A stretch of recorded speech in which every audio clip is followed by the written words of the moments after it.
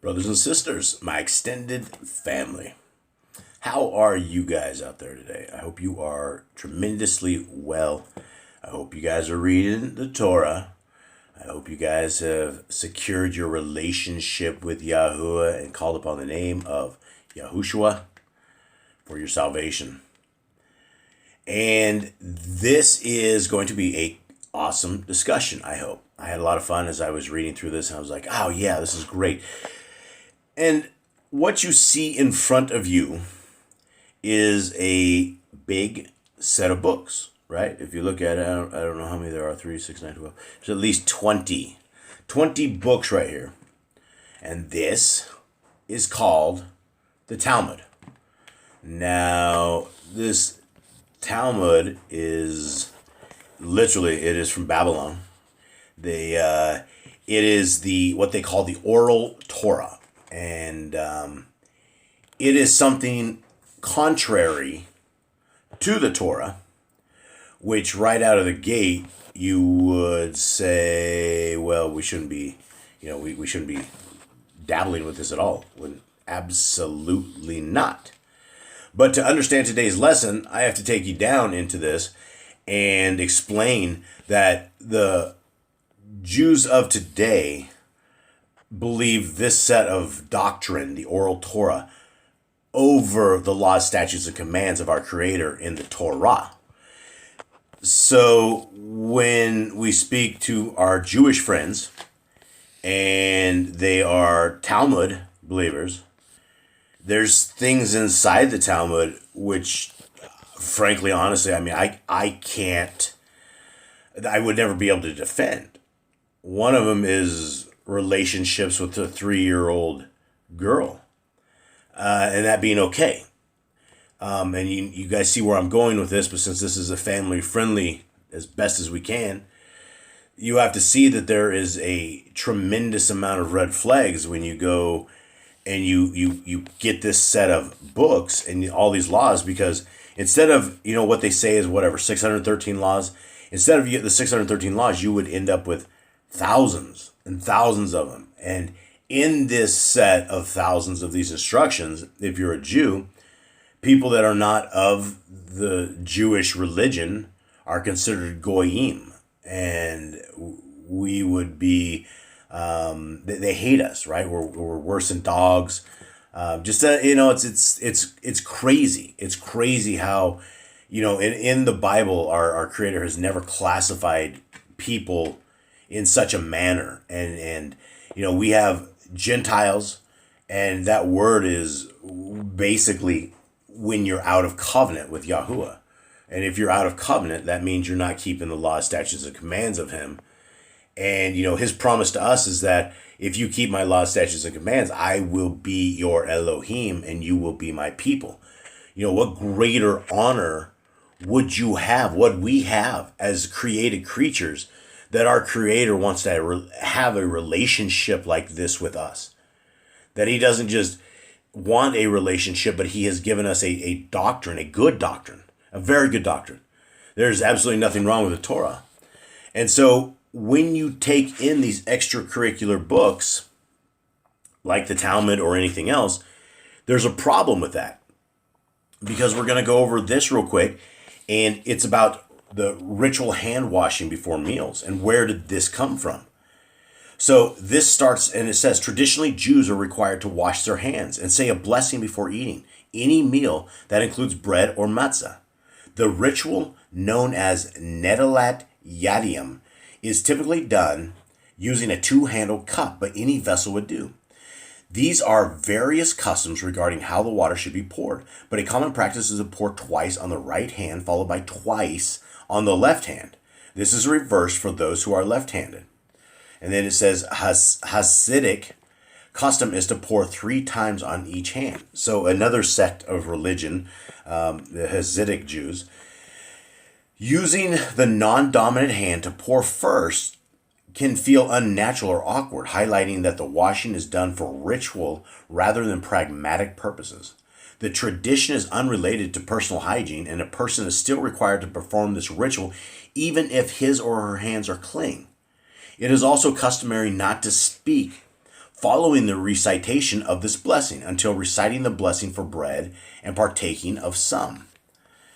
So here's let's look at the origins of this. The origins of Netilat Yadayim. The tradition of Netilat Yadayim prior to eating bread originated with the rabbis of the Talmud.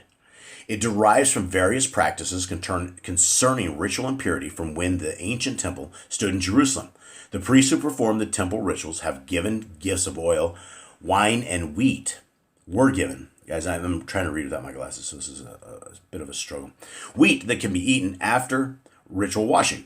For various reasons, the ancient rabbis extended this practice to all Jews before eating meals. Some sources suggest that the practice was instituted so the temple's washing ritual would not be forgotten. Right? Look at this madness. Right? Here's a cup. This one has it does have two handles on it. Right there. So this is a two-handled cup, but this sink looks really disgusting. And for some odd reason, this is I guess maybe it's not disgusting. Maybe it's just the stonework or something, but that doesn't look clean to me. So this is all very, very important because I am going to lay something really awesome out. Right here in this Sefer, we are going to go into Mark, and we're going to go into the 7th chapter of Mark, which is an amazing chapter. So let's begin right here, and let's see what we can put together, because hopefully now that you are somewhat educated in the things of that nature and how you're supposed to wash your hands if you're a Jew and the traditions of men, let's see if this chapter will make sense to you guys. Mark 7:1. Then came together unto him the Parashim and certain of the scribes. And the Parashim are the Pharisees. Again, it's the primitive root to separate literally. But these Pharisees, here's the big part right here. It's a religious sect formed around the time of the Maccabean and prevalent in Yahushua's time. So this is where it came together. So verse 2. And when they saw, let me go before we start that. So you have all of these religious leaders, right? These are the religious leaders that think they are everything, right? They have been selected. Guys, I'm about to sneeze. Oh, I'm so sorry. They were the go-to guys. They were in nice clothes. They received the nice tithings. They knew how to read the Torah, and they were what they thought was the bomb back in the day. But it was a religious sect that went outside of the law, statutes, and commands, and it started keeping the Talmud, right? The Jewish mysticism, the Babylon, their guide to life. So we have to understand this. So these people came and they're starting to judge him. And when they saw some of his Talmudian eat bread with defiled, that is to say, with unwashed hands, they found fault. Now, you guys now know that that's not even a command in the Torah. There's no such thing that you're supposed to wash your hands before eating bread or any kind of silly little rituals like that. Our Creator is not, he doesn't do stuff quite like this. This is way outside of what he would do. Verse 3, for the Parashim and all the Yahudim, except they wash their hands oft, eat not, holding the tradition of the elders. And when they come from the market, except they wash, they eat not. And many other things there be, which they have received to hold, as the washing of cups and pots, brazen vessels, I think it's brazen maybe, vessels, and of tables.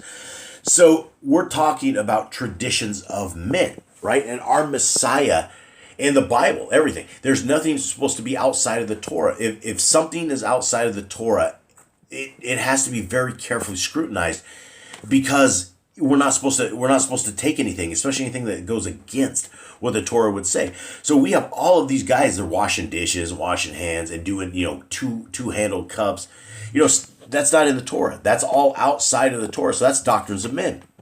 So verse 5, then the Parashim and scribes ask him, why walk not your Talmudian according to the tradition of the elders, but eat bread with unwashen hands?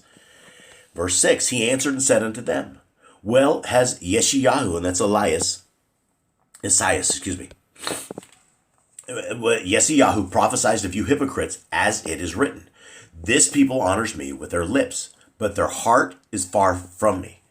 And, guys, every Christian that's sitting there eating pork, their hearts are far away from our Creator. If you're serving him on a Sunday and you believe that our Messiah is a new Sabbath, you're not serving our Creator. Your heart is far from the Creator. So this is the same stuff. This goes for all of us. Where is our hearts? Verse 7, howbeit in vain do they worship me, teaching for doctrines the commandments of men.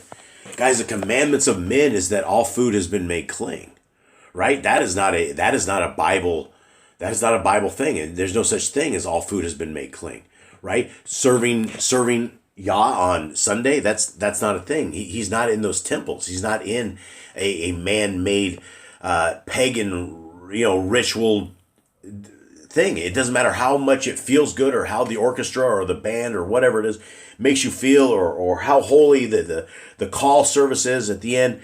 It doesn't matter. He's not there.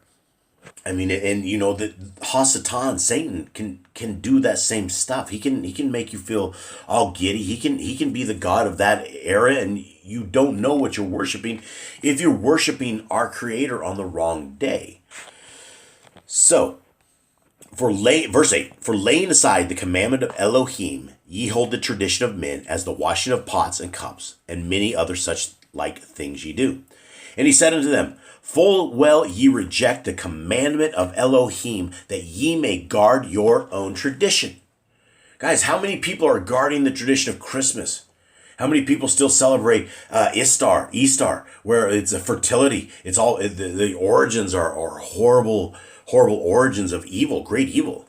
But yet we churches even have Easter. They have Easter service, and none of this happened on those times, right? We have a schedule that our Creator has given us to us, the appointed times, and Easter and Christmas is not them.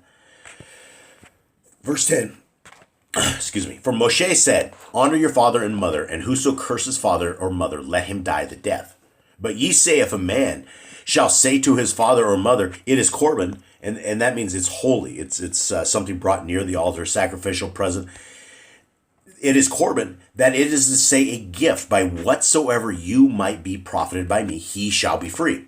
And ye suffer him no more to do aught for his father or his mother. And again, it's all in the Torah that we are supposed to take care of our father and mother. We're supposed to take care of the elderly. We're not supposed to. These guys had invented a new command that if you take something and it's to the altar and say it's a gift, then somehow you don't have to carry on the obligations to your parents. And that's not in the Torah. And so Yahushua, he's schooling these folks, right? He is completely schooling them. Sounds like I have a cold. Verse 13. Making the word of Elohim of no effect through your tradition, which ye have delivered, and many such like things ye do. So he's schooling them on all of this. So they came to school him, and they're like, why don't you keep to the traditions of your elders? Well, the traditions of the elders are of Satan, right? These guys made up all of this stuff, and it's these guys that got to put into rabbi spots. And it's like they took what they called their holy word and put it into the Talmud. And so they take the words of men over the words of Yah, and that's a problem. It's just a tremendous problem. Verse 14, and when he had called all the people unto him, he said unto them, hearken unto me, every one of you, and understand. There is nothing from without a man that entering into him can defile him, but the things which come out of him, those are they that defile the man. Guys, this is where the Christians will jump to this, and this is where in a lot of translations it says all food has been made clean. And anything in parentheses is the translator's best guess. It's what they thought, or it's obviously wrong, because first of all, you have to define what food is. Food is defined in Leviticus 11. It's what we know of, and pig is not that, right? And so this is not making all food clean. Verse 16, he's schooling these guys, and he's getting everybody to understand that, hey, if you wash your hands and eat your bread, it doesn't matter if you wash your hands and eat your bread. It probably is a good idea to get the grime out, but you're not going to die from it. And it is not what if you have dirty hands, you're not going to die from it, is his point. Verse 16, if any man have ears to hear, let him hear. And when he was entered into the house from the people, his Talmudian asked him concerning the parable. And he said unto them, are ye so without understanding also? Do ye not perceive that whatsoever thing from without enters into the man, it cannot defile him, because it enters not into his heart, but into the belly and goes out into the draught, purging all food.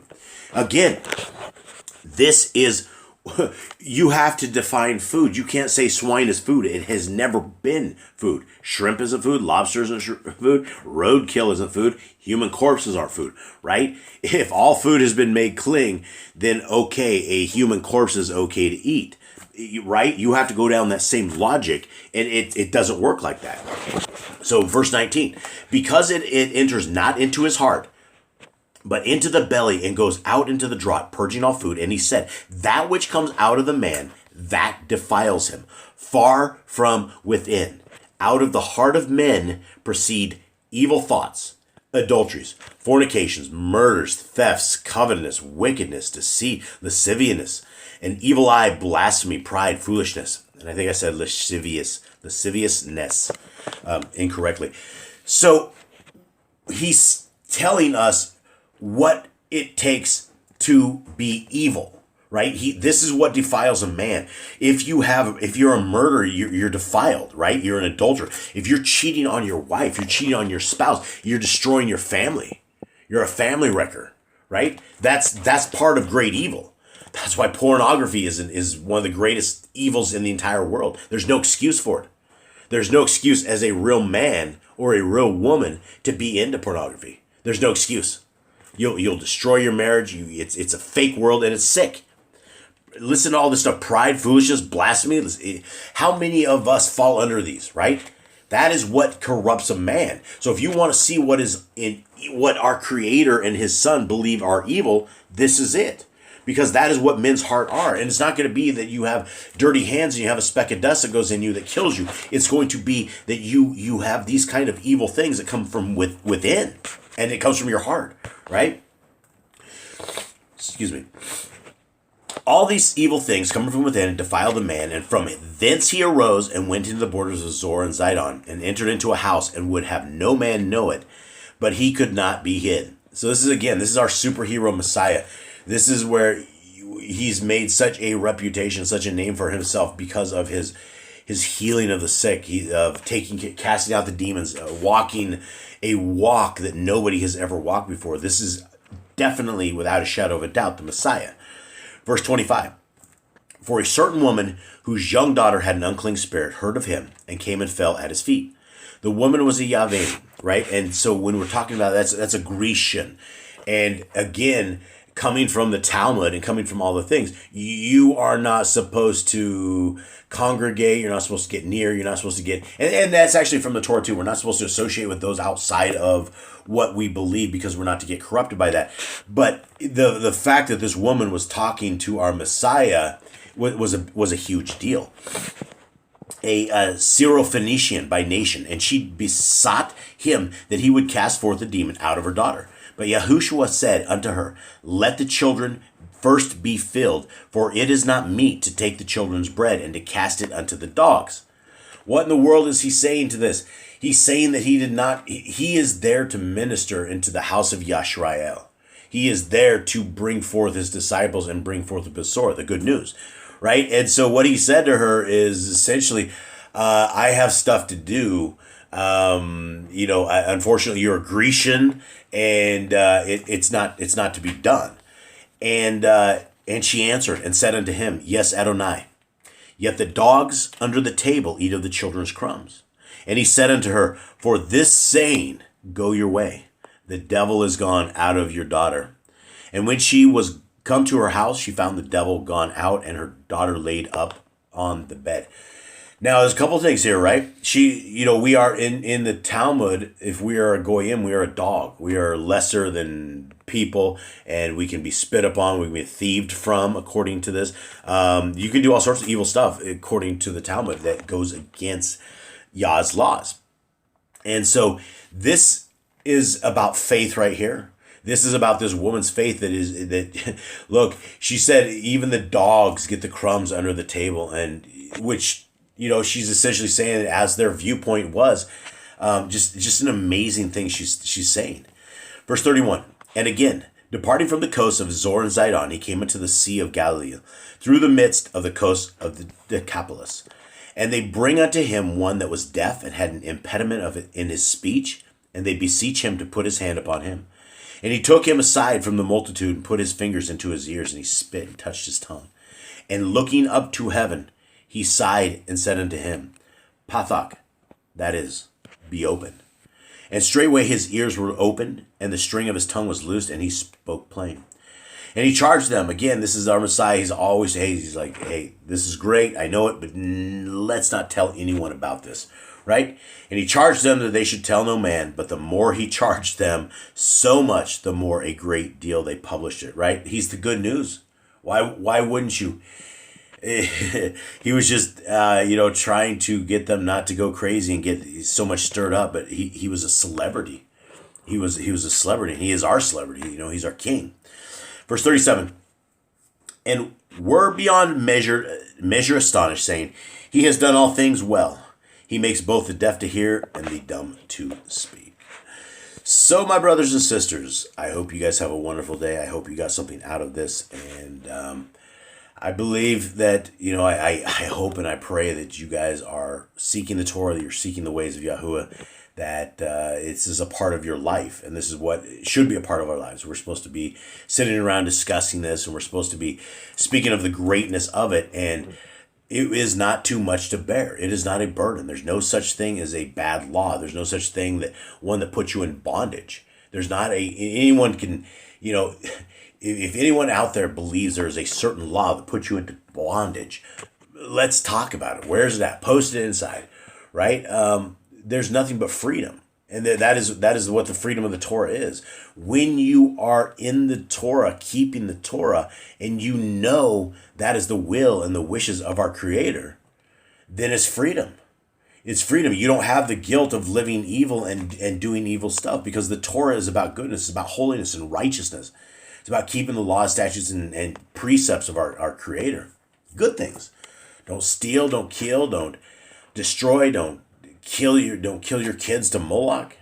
That everything good comes out of the Torah. And when you want to take the laws of God and put them in the trash, or say they don't apply to us anymore, that's foolishness. Why would you take your own Creator's tech manual and toss it in the trash?